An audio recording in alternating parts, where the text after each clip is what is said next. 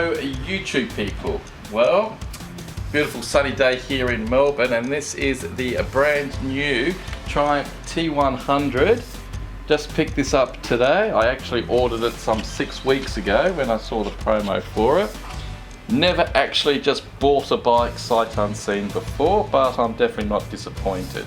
I did have the outgoing model, the T100, the previous one, the 860cc I think it was, 865. This one here is 900 liquid cooled, but you can't really tell it's liquid cooled because it's basically doing exactly the same sort of design cues. In fact, it's really hard to distinguish the difference between the two when you've actually got them next to each other. In fact, this was actually next to a T100 Black, the previous model, and I actually thought it was the same one but in black, but then I sort of realised it wasn't. It's got some better features. It's got ABS traction control. It's got a much clearer dash. It's got beautiful dials here. It gives you a fuel gauge.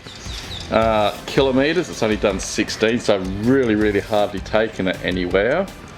173 k's to empty, gives you gear indication, and you've got a lot of other things that you can tell. Trip, I don't know, yep, 16.7, trip 2. It tells me that nothing's happening. And that's 5.0, whatever that is. Litres per 100 kilometres, so it's not doing particularly brilliant at the moment. And it gives us the time. And the traction control's on. I don't know why I'd switch that off. I'm not a hoon.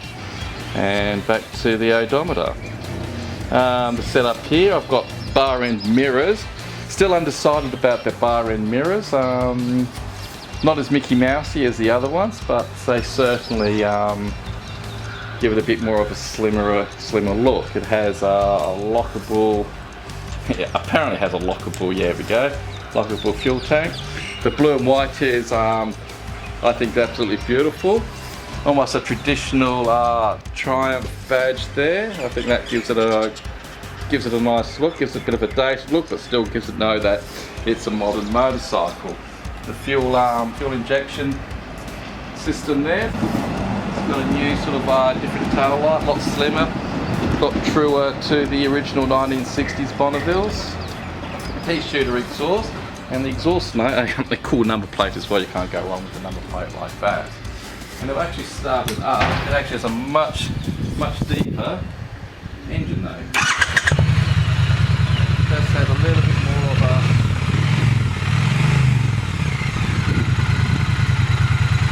you know you're going down the road when your thing's going down. So, any thoughts or comments on what people think about these bar ends? Some people like them, some people don't. I think it looks alrighty. I'm not too sure yet.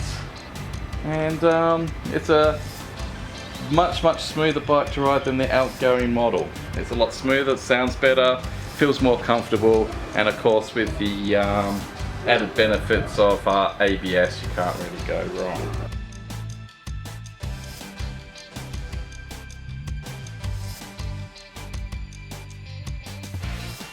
What does this camera and this motorcycle have in common?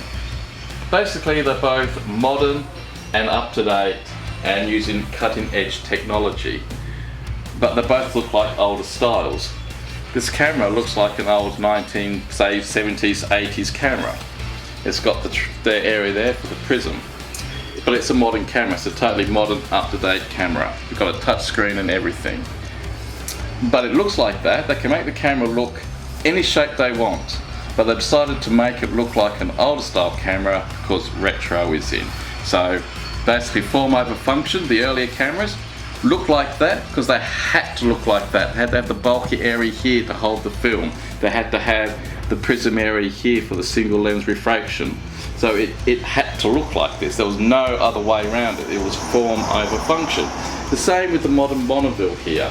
It's got this big sort of like side panel here where the oil reservoir used to be, and the same on the other side where they used to hold the battery.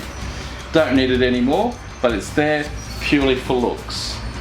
And the tank is this shape. The tank's shape before was the most efficient shape they could come up with at the time, so it had to look like that. The bike had to look like this in order to perform the function it was designed to do.